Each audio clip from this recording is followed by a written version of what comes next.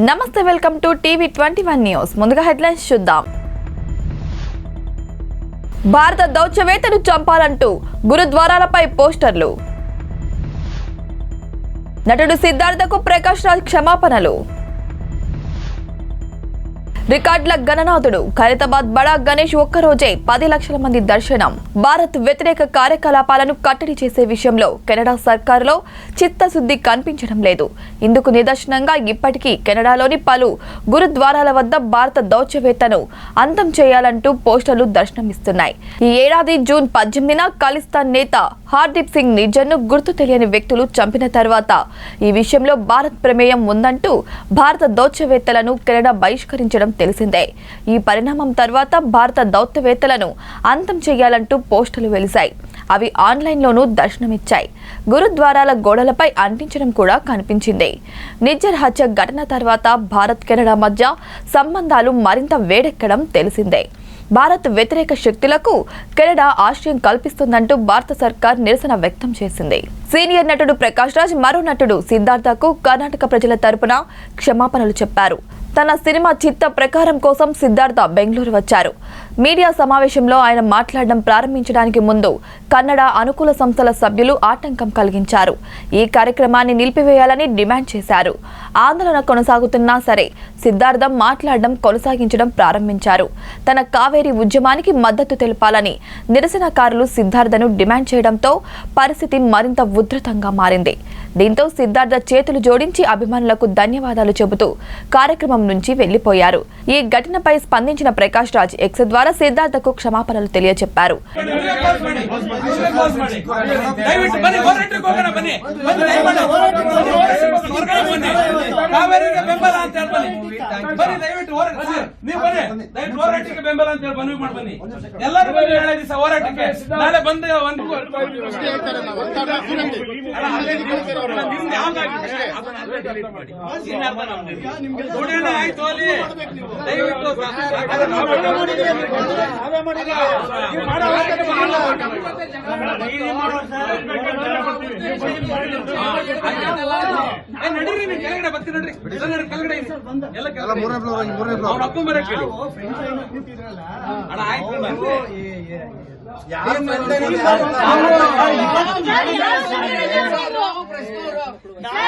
హైదరాబాదీయులకు వినాయక చవితి పండుగ అనగానే ముందుగా గుర్తొచ్చేది ఖైరతాబాద్ బడా గణేష్.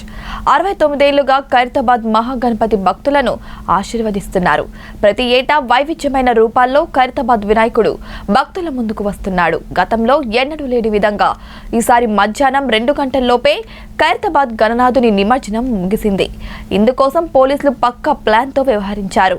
బడా గణేష్ శోభయాత్ర నిమజ్జనాన్ని ప్రత్యక్షంగా తిలకించేందుకు గురువారం లక్షల మంది జనం ట్యాంక్ బండ్ పరిసర ప్రాంతాలకు తరలివచ్చారు. కళ్యాణ్ 4వ దశ వారాహి యాత్రను విజయవంతం చేయాలని జనసేన రాజకీయ వ్యవహారాల కమిటీ చైర్మన్ నాదెండ్ల మనోహర్ అన్నారు. పార్టీ జిల్లా నగర అధ్యక్షుల సమావేశంలో ఆయన గురువారం మాట్లాడారు. టీడీపీతో పొత్తుపై పవన్ కళ్యాణ్ నిర్ణయానికి జనామోదం ఉందన్నారు. వారాహి యాత్ర అక్టోబర్ 1న అవనిగడ్డలో ప్రారంభమవుతుందన్నారు. టీడీపీతో పొత్తు ఉమ్మడి కార్యాచరణపై మాట్లాడుతూ విస్తృత స్థాయి సమావేశంలో ఉమ్మడి కార్యాచరణ రూపొందిస్తామని పవన్ ప్రకటించారన్నారు. అయితే ఇరువురు అధినేతలు కలిసి చర్చించుకునే అవకాశం రాలేదన్నారు. అందుకే ఉమ్మడి కార్యాచరణ సాధ్యం కాలేదన్నారు. టీడీపీ చేస్తున్న ఆందోళనలు, జనసేన మద్దతు విషయంలో ఎలా ముందుకు వెళ్లాలో నాయకులకు వివరించారు. టీడీపీ నాయకులతో ఎక్కడ పొరపచ్చలు రాకుండా సమన్వయంతో, సానుకూల దృక్పథంతో సంప్రదింపుల ద్వారా ఉమ్మడి కార్యక్రమాలు నిర్వహించాలన్నారు. ఉమ్మడి ఆందోళన కార్యక్రమాలతో ముందుకు సాగుతూనే ఎప్పటిలాగే స్థానిక ప్రజా సమస్యల పరిష్కారానికి కృషి చేయాలని సూచించారు. కాగా టీడీపీతో పొత్తుపై పవన్ కళ్యాణ్ తీసుకున్న నిర్ణయాన్ని జిల్లా, నగర అధ్యక్షులు ఏకగ్రీవ ఆమోదిస్తూ తీర్మానం చేశారు.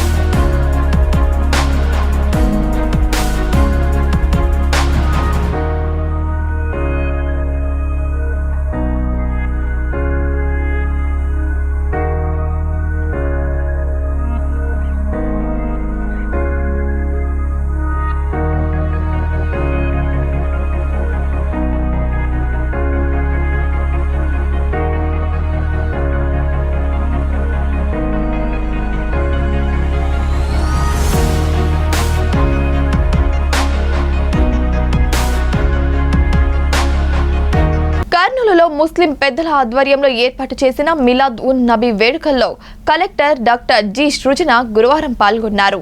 మహమ్మద్ ప్రవక్త మార్గంలో ప్రతి ఒక్కరూ పయనించాలని, పేదలకు తమ వంతు సాయం అందించాలని ఆమె కోరారు.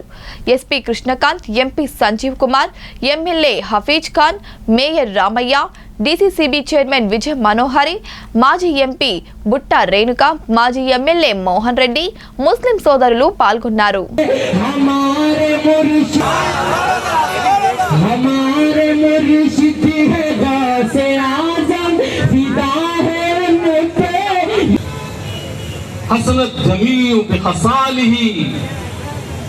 Beautified was every characteristic of this man. Sallallahu alayhi. Let us send blessings to him and his family. Ladies and gentlemen, the name, Shakespeare very famously said, what is in a name? Call a rose by any other name, it will smell as sweet. But here the name is more prominent. Here the name is more important. Here the name is more significant because it is the name of Prophet Muhammad sallallahu alaihi wasallam. Muhammad, the name given by Allah to Prophet Muhammad sallallahu alaihi wasallam, and Ahmad, these are the two names of Prophet Muhammad you will find in the Quran, in the Holy Quran. 4 or 5 times Muhammad is mentioned, and 4 జనాభా కానీ దాని తర్వాత different religions కానీ ఎక్కడా లేవు. అన్ని ఉన్నా కూడా మనం ఎప్పటికీ కలిసి ఉంటున్నాం కాబట్టి మన మధ్యకి ఎవరు రాకుండా చూసుకోవాలి. అది సూపరింటెండెంట్ ఆఫ్ పోలీస్ నాది ఒకటే రిక్వెస్ట్ ఏంటంటే, కర్నూలు చాలా శాంతియుతంగా ప్రతి ఒక్కదాన్ని మనం చేసుకుంటున్నాం. అలాగే మిగతా రిలీజియన్స్ రిక్వెస్ట్ చేసిందంటే మనందరం కలిసిమెలిసి ఉండాలి, అన్నదమ్ముల మాదిరి ఉండాలి. మన మధ్య ఎవరు వచ్చినా కూడా మనం వాళ్ళని అలో చేయకోకున్నట్టు మనం చాలా శాంతియుతంగా ఉండాలని ఈ సందర్భం కోరుకుంటున్నాను. ఆల్రెడీ చాలా మంది వక్తలు చాలా మంచి విషయాలు చెప్పారు. మహమ్మద్ ప్రవక్త గురించి చెప్పారు, నాకు ఎమ్మెల్యే గారు కూడా చెప్పారు ముస్లిం యొక్క ఈ ఇస్లాం యొక్క ఇంపార్టెన్స్ గురించి. సో కాబట్టి ఇంకొకసారి నాకు ఇక్కడ ఉన్న 2 ముస్లిం సోదరులందరికీ మిలాదుల్ నబీ శుభాకాంక్షలు. Thank you. सारे मशाइख इकराम, सारे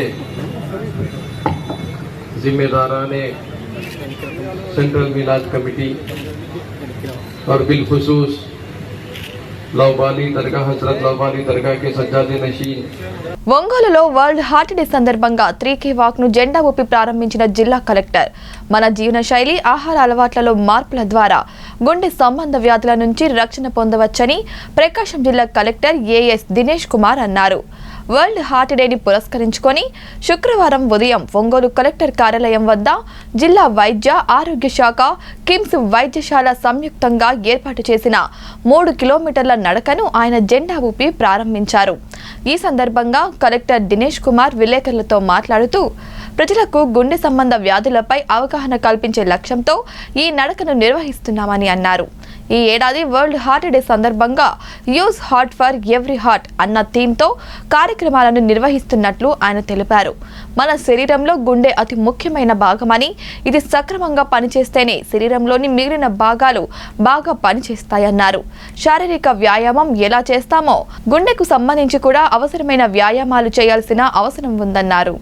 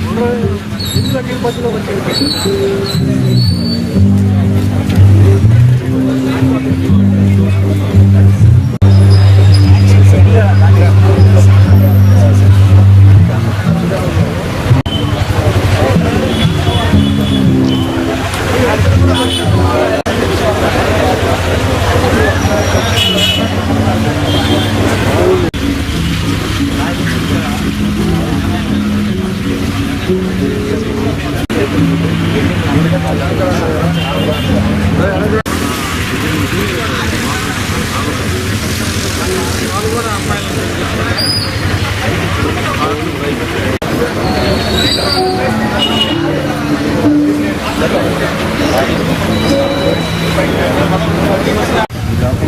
an inspiration to many, who has demonstration exceptional skills and has truly made a difference. He is none other than our beloved IAS.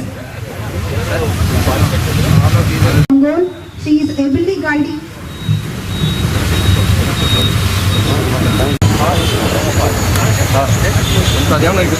I request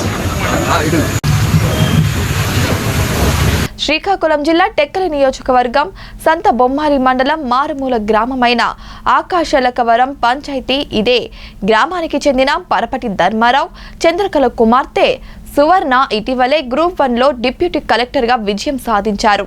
Srikakulam జిల్లాకే కాదు గ్రామానికి పేరు సంపాదించి పెట్టిన సువర్ణ ఆమె తమ తల్లిదండ్రులతో పాటు అదే పంచాయతీ సుగ్గువానిపేటకి చెందిన పోలీస్ శాఖలో విధులు నిర్వర్తిస్తున్న దిశ డీఎస్పీ శ్రీకాకుళం ఎస్ వాసుదేవ్ను మర్యాదపూర్వకంగా కలుసుకున్నారు.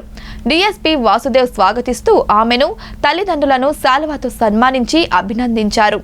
కాసేపు ముచ్చటిస్తూ జిల్లాకే కాదు గ్రామానికి గర్వకారణం తెచ్చి ఎంతో పేరు ప్రఖ్యాతలు సంపాదించినందుకు ప్రత్యేక అభినందనలు తెలిపారు. ప్రజలకు మంచి సేవలు అందించి ప్రజలు అభినందనలు పొందాలని డీఎస్పీ వాసుదేవ్ కొనియాడారు. ఈ కార్యక్రమంలో ఎస్ఐ చంద్రకళతో పాటు పోలీస్ సిబ్బంది పాల్గొన్నారు.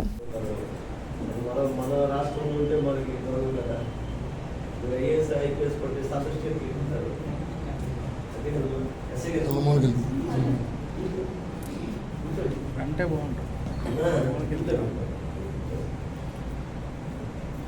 ఐఏఎస్ ఐపీఎస్ కొట్టే సంతోషం మనకి అక్కడ మన క్రికెట్ ఉంటుంది కదా ముందు ప్లస్ మన స్టేట్కి మనం సర్వీస్ చేయాలి. అంటే మన స్టేట్ ఐఏఎస్ ఐపీఎస్ కూడా మన స్టేట్ వస్తుంది, కానీ మంచి టాప్ ర్యాంక్స్ వస్తే మన స్టేట్కి వస్తుంది. స్ఫూర్తి చూస్తుంటే మరి మన చేతికి అనుకుంటూ తీసుకెళ్ళి చదవతాను. ఎందుకంటే మీరు ఇక్కడికి వచ్చి 1 year మీరు అసలు సెలవు లేదు అమ్మా. ఎవరు ఆఫీసర్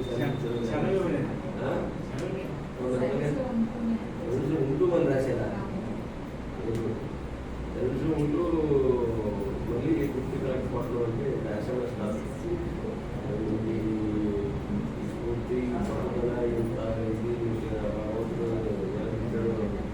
మాకే ఆశ్చర్యంగా ఉంది. 1 year ముందు వచ్చి 1 year తర్వాత వచ్చి మళ్ళీ ఇంకో 1 yearలో ఐఏఎస్ ఐపీఎస్ వస్తుంది. మాకైతే చాలా గర్వంగా ఉంది, చాలా ఆనందంగా ఉందమ్మా. ఎందుకంటే ఎక్కడో ఉన్న పక్కన మన ఊరి నుంచి పక్కన సాధించడం అది స్టేట్లో ఉన్నటువంటి ఉన్నతమైనటువంటి స్థానం. అది చాలా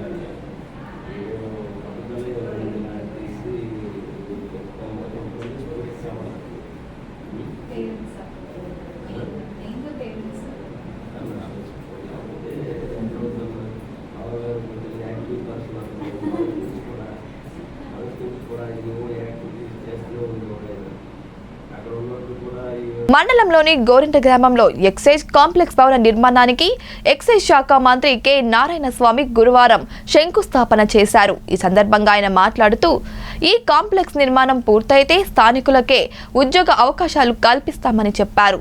పరిశ్రమల శాఖ మంత్రి గుడివార అమర్నాథ్ మాట్లాడుతూ ఎక్సైజ్ కాంప్లెక్స్ ఈ ప్రాంతానికి రావడం వల్ల స్థానికులకు ఉపాధి లభిస్తుందన్నారు. ముఖ్యమంత్రి విశాఖ వస్తున్న నేపథ్యంలో భీమిలి ప్రాంతానికి ప్రాముఖ్యత పెరిగిందని చెప్పారు. భీమిలి నియోజకవర్గంలో ప్రభుత్వం సుమారు 100 కోట్ల రూపాయల పెట్టుబడి పెట్టబోతున్నట్టు YCP Uttarandhra regional coordinator YV Subba Reddy తెలిపారు. స్థానిక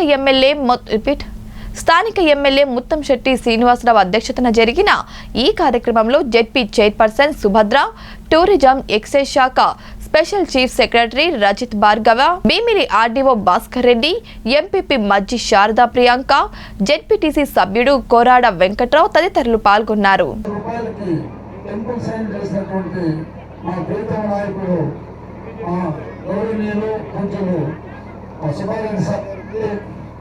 అదేవిధంగా మీకు అందరికీ తెలుసు, జగన్మోహన్ రెడ్డి ఎవరిని సెలెక్ట్ చేసుకున్నా ఏ పిల్లలు ఎక్కువగా సెలెక్ట్ చేసుకుంటారు. మీరు అడగచ్చు, మీకు ఏజ్ ఎక్కువైంది కదా నిన్న ఎంత సెలెక్ట్ చేశారని క్వశ్చన్ వేస్తారేమో మీరు.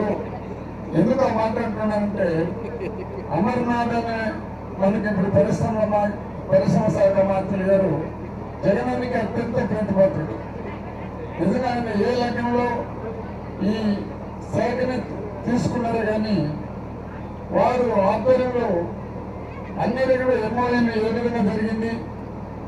ఈ వైజాగ్ అంటేనే జగన్మోహన్ రెడ్డి గారికి ఇది ప్రపంచ పదంలో ఒకటిగా తీర్చిదిద్దాలని, దీనికి పురాతన చరిత్ర ఉందని, ఇక్కడ క్యాపిటల్ తీసుకొని రావాలనే ఒక దృక్పథంతో ఇక్కడనే అన్ని పరిశ్రమలు రావాలనే ఒక ఆలోచనతో మన జననేత జగన్మోహన్ రెడ్డి గారి ఆశయాల్ని తూచా తప్పగా పాటిస్తూ అన్ని రకాలుగా నాకు కూడా తోడ్పడుతూ మా నియోజకవర్గాన్ని కూడా ఇంకా రామాయపట్నం పోర్టు పనులు వేగంగా జరుగుతున్నాయని, పోర్టు పనుల ప్రగతి చాలా బాగుందని రాష్ట్ర పరిశ్రమలు వాణిజ్య శాఖ కార్యదర్శి యువరాజ్ అన్నారు. గురువారం ఆయన రామాయపట్నం పోర్టు ప్రగతిని జిల్లా కలెక్టర్తో కలిసి సమీక్ష చేశారు. పోర్టులో జరుగుతున్న మొదటి బెర్త్ నిర్మాణ పనులను పరిశీలించారు. మొదటి ఓడపోర్టులో రావడానికి బెర్త్ నిర్మాణంతో పాటు అన్ని మౌలిక సదుపాయాలు డిసెంబర్ నాటికి పూర్తి చేయాలని సూచించారు.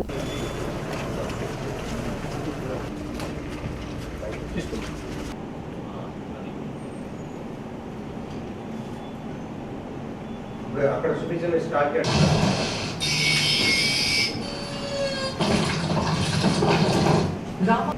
రెడ్ ఫ్లైర్ రోడ్ అప్రోచ్ కూడా మనం వచ్చే తెగి రోడ్ ఇది రోడ్ సార్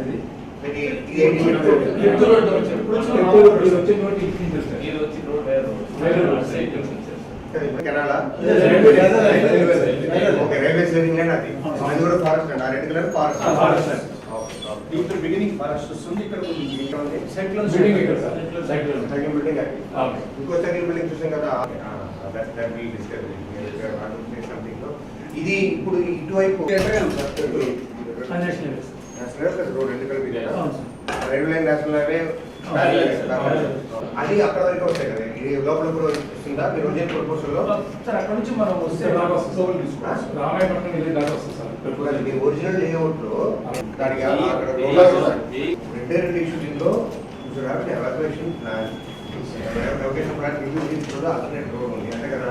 ఈ ఆల్టర్నేట్ రోడ్ కు అంతే కదా ప్రభు ఎక్స్పాండ్ చేయండి. కెనాల్ యాక్చువల్ చూపించాలి. కెనాల్ యాక్చువల్ అసలు మీ మాస్టర్ ప్లాన్ కెనాల్ చూపించడం లేదు. మీ కెనాల్ అండర్ గ్రౌండ్ పోదు కదా, పైన పోతాయి కదా. ఆ కెనాల్ యాక్చువల్ సైజ్ అర్థమైంది కదా బై స్కేల్ లో.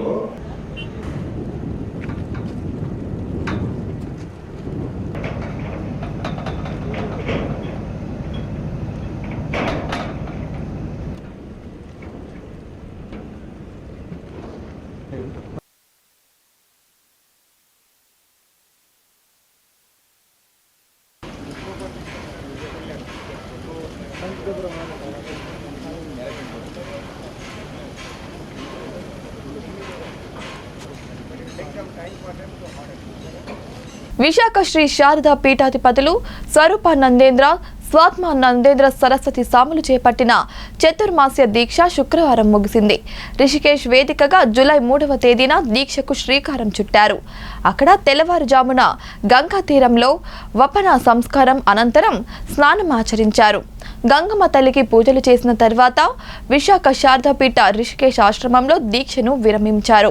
ఈ సందర్భంగా భగవద్గీతను కొద్దిసేపు పారాయణ చేశారు. అనంతరం వీరభద్ర మందిరాన్ని దర్శించి విశేష అభిషేకం నిర్వహించారు. చతుర్మాస్య దీక్ష ముగించడంతో పీఠాధిపతులు స్వరూపానందేంద్ర సరస్వతి స్వామి శనివారం సాయంత్రానికి విశాఖ చేరుకుంటారు. విశాఖ శారదా పీఠాధిపతులు తమ చతుర్మాస్య దీక్షను ఏటా రిషికేశ్ వేదికగా చేపట్టడం ఆనవాయితీగా పాటిస్తున్నారు. దీక్ష సమయంలో లోక కళ్యాణార్థం విశేష పూజలు, వైదిక కార్యక్రమాలు చేపడుతున్నారు.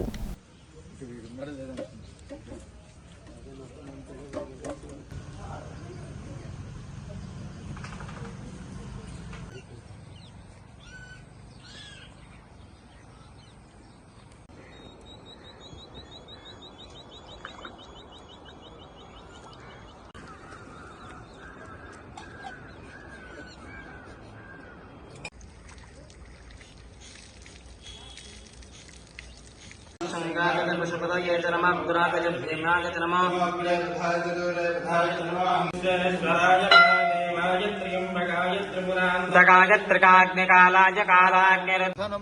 देवकी परमानंदम कृष्णं वंदे जगद्गुरुं श्री भगवान।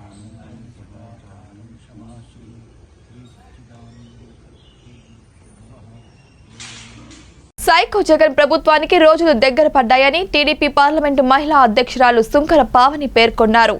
చంద్రబాబు అక్రమ అరెస్టును నిరసిస్తూ కాకినాడలో వివేకానంద పార్క్ వద్ద కొవ్వొత్తుల ర్యాలీ నిర్వహించారు. ఈ సందర్భంగా ఆమె మాట్లాడారు. అవినీతి పరులు దర్జాగా బయట తిరుగుతుంటే నీతిమంతులు జైల్లో ఉన్నారని, వైసీపీ అధికారంలోకి వచ్చినప్పటి నుంచి ప్రజలకు రక్షణ లేదన్నారు. ఈ ప్రభుత్వం పోలీసులను అడ్డం పెట్టుకొని రాజ్యం మేలుతుందని, ఈ ప్రభుత్వానికి నూకలు చెల్లే రోజులు త్వరలోనే ఉన్నాయన్నారు. ఈ కార్యక్రమంలో తెలుగు మహిళలు పాల్గొన్నారు.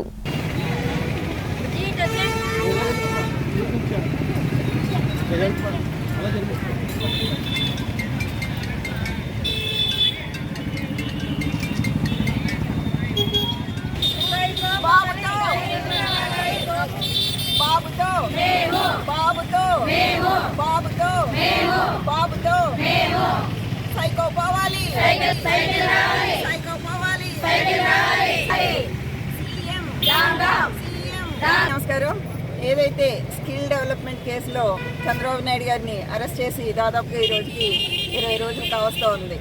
ఎటువంటి ఆధారం లేనటువంటి ఒక అక్రమ కేసులో చంద్రబాబు నాయుడు గారిని అరెస్ట్ చేసి ఆయన ఒక అపరాధిగా నిరూపించి ఆయన ఏదో అన్యాయం చేసేసారు, చాలా డబ్బులు కొట్టేశారు అని చెప్పి చూపించడానికి ప్రయత్నం చేస్తున్నటువంటి ఈ రాష్ట్ర ప్రభుత్వానికి కానీ జగన్మోహన్ రెడ్డి గారికి కానీ తెలియని విషయం ఏంటంటే, ఆ నాయకులు ఎవరైతే ఉన్నారో, జగన్మోహన్ రెడ్డి గారి నాయకులు ఎవరైతే ఉన్నారో, ఆయన పాలనలో ఉన్న నాయకులందరూ కూడా వాళ్ళ నాయకులు ఏంటో అన్నది కూడా మర్చిపోతున్నారు. దాదాపుగా లక్షల కోట్లు అవినీతి చేసి 15 నెలలు జైల్లో ఉన్నటువంటి వ్యక్తి ఈరోజు రాష్ట్రానికి సీఎంగా వచ్చినప్పటి నుండి కూడా కేవలం రాష్ట్ర అభివృద్ధి కాకుండా ప్రజల్ని ఎన్నో రకాలుగా ఇబ్బందులు పడుతూ ఒక్క ప్రతిపక్ష పార్టీలో ఉన్నటువంటి నాయకులందరినీ కూడా రాజకీయ కక్షతో అనేక కేసులు బనాయిస్తూ వాళ్ళందరినీ ఇబ్బంది పెట్టడానికి ఈరోజు అధికారం చేపట్టారు అన్నదానికి వాస్తవంగా ఈరోజు జరుగుతున్న పరిస్థితులు మీరందరూ కూడా తెలుసుకోవాలి. ఎందుకంటే ఏదైతే స్కిల్ డెవలప్మెంట్ కేసు అని చెప్పేసి పదే చెప్తున్నారో అందులోని వాస్తవాలు ఈరోజు ప్రజలందరూ కూడా తెలుసుకోవాల్సిన అవసరం ఉంది. దాదాపుగా 3,300 కోట్లతో ఈరోజు స్కిల్ డెవలప్మెంట్ ప్రాజెక్ట్ని డిజైటెక్ అదేవిధంగా సిమెంట్ కంపెనీలతో ఒప్పందం చేసుకోవడం జరిగింది. అందులో 10% వాటా, కేవలం 10% వాటా రాష్ట్ర ప్రభుత్వం జిఎస్టీతో కలిపి 370 కోట్లు మరి ప్రభుత్వ వాటా దానికి చెల్లించడం కూడా జరిగింది. అయితే మాత్రం వాస్తవం ఈరోజు 370 కోట్లు చంద్రబాబు నాయుడు గారు కొట్టేశారని చెప్తున్నారు. అయితే సీమెన్ కానీ అదేవిధంగా డిజైటెక్ సంస్థలు రెండు కూడా వాటిని ఏ విధంగా ఈ ప్రాజెక్ట్ పరంగా ఉపయోగించారో, వేటికి ఆ నిధులు తరలించారో కూడా చెప్పడం జరుగుతూ ఉంది. ఇవన్నీ కూడా హైకోర్టు కూడా నమ్మి వాటి పరంగా ఎక్కడ కూడా ఏది అవినీతి జరగలేదని చెప్పేసి చెప్తున్న వాస్తవాలు మనం చూస్తూ ఉన్నాం. అదేవిధంగా చూసుకున్నట్టయితే జగన్మోహన్ రెడ్డి ప్రభుత్వమే గతంలో ఒక నివేదిక కూడా విడుదల చేయడం మనం అందరం కూడా ఇది ఏదైతే స్కిల్ డెవలప్మెంట్ ప్రాజెక్టులో ఎటువంటి అవినీతి జరగలేదు అని చెప్పి అభినందిస్తూ ఒక నివేదిక కూడా విడుదల చేయడం వాస్తవం. ఇన్ని వాస్తవాలు కళ్ళకు ఎదురుకుండా కనబడతా ఉంటే కేవలం అవినీతి జరిగిపోయింది అని చెప్పి కేవలం రాజకీయ కక్షతో చంద్రబాబు నాయుడు గారిని అరెస్ట్ చేసి జైల్లో పెట్టడం అన్నదైతే మాత్రం ఈ రాష్ట్ర ప్రజలు చేసుకున్న దురదృష్టం అని చెప్పేసి కూడా తెలియజేస్తున్నా ఉన్నాం.